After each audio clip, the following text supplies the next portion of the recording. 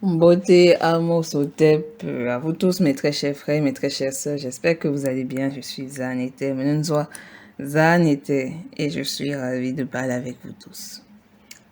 Avant de commencer, je vous invite à liker, partager la vidéo à vos frères, à vos sœurs, à vos cousins, à vos cousines, à vos proches. Je sais que c'est difficile pour des Noirs d'apprendre à se parler, à se regarder, ne serait-ce qu'en vidéo. Je sais que beaucoup de nos frères donnent de la force, de la visibilité aux chaînes locodernes. Je sais que c'est compliqué, je sais qu'on est dans un endoctrinement profond. Et je sais évidemment que dans notre très cher continent, Kamakachupa, nous regardons tous les jours et nous avons une grande majorité de plateformes et de chaînes locodermes à notre disposition avec l'outil, le seul outil qu'on nous a mis, bref, je n'ai pas envie de dire qu'on nous a forcé, qui est Canal+. Voilà, sous le règne de Bolloré qui gère les ports, même si le type, il est, je sais pas s'il est vraiment en prison actuellement, je l'ignore. Mais partagez la chaîne, likez, commentez, n'hésitez pas à donner votre avis, je sais que la situation n'est pas facile, je sais que par moments, nos vidéos et ce que l'on dit ont l'air parfois très froid, très dur et parfois assez haineuses, mais nous n'avons ni haine pour le locoderme, nous n'avons pas envie de finir barbare en fait. On n'a pas envie de finir comme les locodermes, esclavagiser des gens, les fouetter, les humilier, les lyncher, les humilier à travers les médias, raconter des bobards, falsifier des histoires, falsifier, faire de la mythomanie, faire de la suprématie locoderme. Personne n'a envie de faire ça. Je crois même pas que vous avez envie de vous réduire ou de vous rabaisser à ce niveau. Donc, moi, je vous remercie pour le soutien de ma chaîne. Je vous remercie déjà, on est 100 abonnés. J'ai oublié de vous féliciter pour ça. Je vous remercie. Donc, nous allons quand même passer au petit sujet podcast de la vidéo. Je voudrais d'abord parler un peu de la suprématie locoderme. En quoi cela est fait? Évidemment, je m'appuierai des petits articles que j'ai lus. Et évidemment, après, je pourrais donner, s'il y a le temps nécessaire, mon avis. Et je ferai le lien avec le sommet qui aura lieu bientôt à Montpellier. Bon, si le temps en est donné. Allons-y. Donc, qu'est-ce que c'est que la suprématie locoderme? Je ne parlerai pas de suprématie blanche parce que je suis désolée, mais c'est la suprématie locoderme. C'est-à-dire tous ceux qui ne sont pas noirs ressentent de la suprématie vis-à-vis du peuple noir. C'est-à-dire ils se sentent supérieurs, ils se sentent dotés d'un potentiel tel même, comme on pourrait un peu le prendre, je suis désolée, si on prend le cas de Nietzsche dans son livre Zarathustra, cet être qui se dépasse, qui dépasse totalement, qui se détache de tout ce qui est à la terre, qui se hausse par lui-même et donc finit par ressentir et voir en lui-même un être supérieur, un être potentiel, un être unique, l'être suprême. Bref, revenons à ce qui nous est dit, c'est-à-dire dans la définition assez simplifiée quand même de la suprématie locoderme, il s'agit donc de cette idéologie négrophobe fondée sur l'idée de la supériorité de ceux parmi les humains dont la peau est perçue comme claire, blanche, locoderme.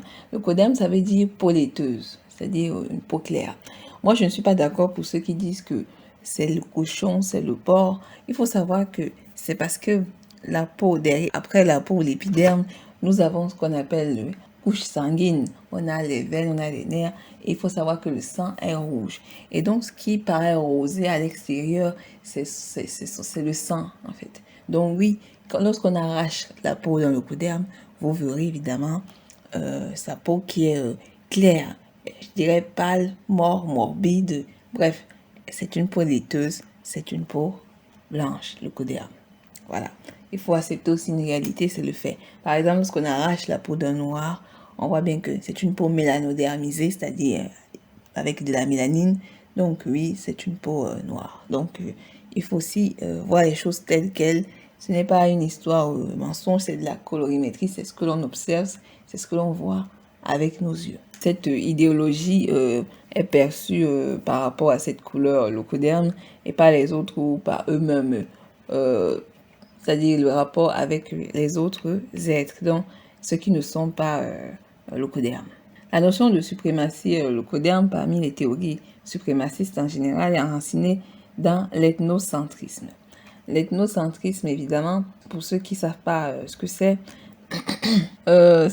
qu'on voit le monde et sa diversité à travers le prisme privilégié et plus ou moins exclusif des idées, des intérêts et des archétypes qui est lié à un phénotype particulier. Dans le cas de la leucodermie, c'est par rapport à la leucodermie. C'est-à-dire, la leucodermie, c'est-à-dire, elle se voit comme un être, comme une ethnie, j'ai envie de dire, si on utilise le terme, il se voit comme un peuple exclusif. C'est-à-dire, c'est un peuple qui est juste, qui est bien. C'est un peuple vraiment qui a des qualités, qui a des normes différentes des autres, qui sont pour eux des barbares, des singes, comme ils aiment souvent le dire vis-à-vis de nous. Gardez vos sentiments pour vous, j'ai envie de dire. C'est ce que beaucoup pensent même de nos jours. Donc, voilà, c'est tout ce que j'ai à dire. Et un désir d'hégémonie. L'hégémonie, qu'est-ce que c'est? De façon facile, l'hégémonie est dans le langage courant une domination sans partage. C'est-à-dire que le leucoderme, il veut tout prendre, il veut s'accaparer de la chose, mais en aucun cas, il ne voudrait partager cela. L'hégémonie et le leucoderme, c'est évidemment, c'est lié, c'est pareil, c'est de la suprématie. Et a fréquemment conduit à des violences contre les individus considérés comme non leucodermes. Les groupes défendant la suprématie leucoderme peuvent être rencontrés dans de nombreux pays et régions aux populations et à prédominance leucoderme, dont l'Amérique du Nord, l'Europe, la Russie, l'Australie, bref, partout il y a du leucoderme. Il faut comprendre que après, en Afrique du Sud, les leucodermes ne sont pas en prédominance, bien au contraire. Mais bon, voilà. Ce qu'il faut comprendre, c'est que le leucoderme se verra toujours comme un être suprême. Et le terme indo-européen, ou arien si vous préférez, s'impose dans les années 1810, dans le cadre de la colonisation britannique. Et apparaît l'expression suprématie leucoderme. La conception racialiste naît au croisement du développement des États coloniaux et des théories scientifiques contemporaines à la fin du 19e siècle. Le racisme, c'est-à-dire le mot qu'ils ont employé, est pour l'historien Nicolas Lobourg une réaction dans tous les sens du terme. Aux États-Unis, vous connaissez particulièrement ce groupe qu'on appelle le Ku Klux Klan, KKK. C'est un groupe associé au mouvement suprémaciste. L'envie de dominer, l'envie de se sentir prioritaire. Le leucoderme veut se sentir prioritaire. Ce n'est pas très étonnant puisque en Afrique ou dans tous les pays où il y a des Noirs, le leucoderme veut être la priorité. La raison pour laquelle ça fonctionne aujourd'hui, comme je vous l'ai dit autrefois, c'est parce qu'il y a toute une machinerie derrière. C'est parce qu'il y a tout un travail médiatique. Il y a un grand travail de communication qui a été fait, notamment sur le fait d'être leucoderme. Ce n'est pas évident aujourd'hui, ce n'est ni demain ni après-demain que nous pourrons totalement soigner la population mélanoderme. Mais il faut savoir que c'est possible de soigner la population mélanoderme de ce syndrome de Stockholm. C'est-à-dire le fait de voir le leucoderme comme un être suprême. Ce n'est pas un être suprême, c'est quelqu'un qui a utilisé une technique d'illusion, comme toutes les techniques d'illusion, pour se hisser au plus haut des étoiles. Pour se hisser comme l'être premier. Nous savons tous que les premiers hommes de cette terre étaient des mélanodermes. Bien évidemment, il y a les écrits de Cheikh Anta Diop, il y a d'autres écrits, même des mélanodermes qui l'approuvent, même si évidemment ce n'est pas assez évident parce que la sphère scientifique, c'est une sphère qui est corrompue. Payée. Je vous ai dit qu'il y a des lobbies derrière qui financent de nombreux scientifiques, de nombreuses thèses scientifiques, mathématiques et tout ce que vous voulez, même des thèses littéraires. N'oubliez pas les écrits de Hegel, n'oubliez pas les écrits de Kant. Ils ont écrit sur la faiblesse et l'incapacité du mélanoderme à pouvoir réfléchir, penser. Également, cela a été appuyé par de grandes filiales. Ne croyez pas que ce sont des choses qui n'ont pas eu de financement derrière. Tout un financement. Tout. Parce que si le mythe du leucoderme disparaît, si la mystique européenne disparaît, alors le leucoderme ne vaut plus rien. Plus personne ne le regardera. Alors, comme c'est un être narcissique qui a besoin d'être regardé, il est obligé d'employer tout ce qui est nécessaire. Violence, meurtre, crime et beaucoup d'autres violences, beaucoup d'actes violents. Aujourd'hui, beaucoup de Noirs sont matrixés. Il faut que je le répète parce que c'est une réalité, c'est un fait. Maintenant, il va falloir se battre. Il va falloir accepter que s'il y a des chaînes de Noirs qui se mettent en avant, accepter aussi le fait de les regarder. Beaucoup de frères diront que ah non, la vie c'est pas ça, c'est pas une histoire de couleur. Malheureusement, c'est une histoire de couleur. Malheureusement, ceux qui tirent les ficelles ont la conscience génétique. Vous n'avez pas de conscience génétique. C'est pour ça que beaucoup d'entre vous partez vous métisser, vous partez poser des femmes leucodermes parce que vous n'avez aucune conscience génétique et même de votre histoire, de votre potentiel historique, vous n'avez aucune conscience par rapport à cela. Mais il y en a d'autres qui sont conscients. Vous dites que vous aimez être noir, mais après vous partez vous diluer. Donc votre enfant ne vous ressemble pas en particulier en priorité, puisqu'évidemment votre enfant appartient également à un autre gène. Ce qui veut dire par là que vous ne vous êtes pas priorisé, puisque vous n'avez pas eu un enfant qui a entièrement le gène mélanoderme. C'est une force de reconnaître son erreur, mais c'est une faiblesse de ne pas l'admettre. En ce qui concerne, si j'ai un peu de temps, de parler du sommet de Montpellier, qui aura lieu probablement en juillet, d'après certaines dates. Le sommet France-Afrique, comme d'habitude, qui est si particulier cette fois-ci parce que Macron voudrait lui-même décider de la nouvelle diaspora. Beaucoup de personnes en 2017 ont cru à Macron. Je ne sais pas pourquoi vous avez cru en Locoderme, mais bon, que peut-on dire? Macron ne suit qu'une feuille de route. C'est également un pion qui a été initié par les grandes familles locodermiques dans le but d'assujettir et de détruire l'Afrique. Du moins, c'est pas que l'Afrique, mais le peuple noir en général. C'est un fait.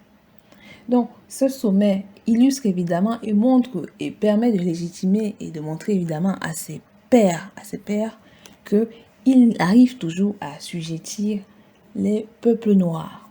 C'est pour ça qu'il fait le sommet France-Afrique. Nos valets qui iront évidemment prouveront évidemment qu'ils sont des êtres soumis. Parce que lorsque le Codem dit viens, il vient, part, il part. Mais ce n'est pas la chose que vous devez juste voir. Parce que tous les tenants et les aboutissants de ce sommet n'aboutiront évidemment qu'à rien. Puisque cela aboutira évidemment à assujettir et à détruire les cellules familiales africaines, à obliger les Africains à prendre le vaccin, et donc à décimer petit à petit la population noire. Parce que l'objectif, vous le savez tous, c'est l'Afrique sans les Africains. Mais je dirais plus loin, c'est l'Afrique sans les Noirs. Parce que pour eux, les Noirs, c'est une gêne. Mais vous, qui voulez vous diluer, vous n'avez pas l'impression de le voir comme ça. Mais comme j'ai dit, ce n'est pas que ça. Vous savez, ce sommet n'aurait pas eu lieu si évidemment, il n'avait pas apprêté tout le théâtre qu'il y avait devant. C'est-à-dire, il n'aurait pas été possible pour Macron de faire ce sommet s'il n'avait pas décidé d'ouvrir les commerces. N'oubliez pas que nous sommes en période de Covid. Et normalement, en période de Covid, nous devons être tous restreints et nous devons tous rester chez nous. Mais non, il va faire déplacer des chefs d'État africains pour venir au sommet. Ça veut dire par là que pour que l'agenda soit accompli, eux-mêmes, derrière, sont obligés, il faut dire la vérité, eux-mêmes sont obligés de faire des trucages. Donc, ils vont ouvrir les terrasses, les commerces, les bars pour faire divertir la population, pour dire que voilà, en fait, on vous libère et tout. Alors qu'en fait, il a ouvert ses commerces et ses bars en prétexte pour pouvoir faire cette conférence. Parce que cette conférence n'aurait pas eu de sens. Elle n'aura absolument pas de sens dans la mesure où, évidemment, nous sommes en restriction sanitaire.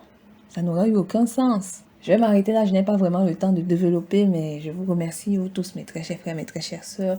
Si j'avais la possibilité de faire des vidéos un peu plus longues, je les aurais fait. Mais je ne peux pas. Merci. Et donc, essayez de deviner la suite et bibala.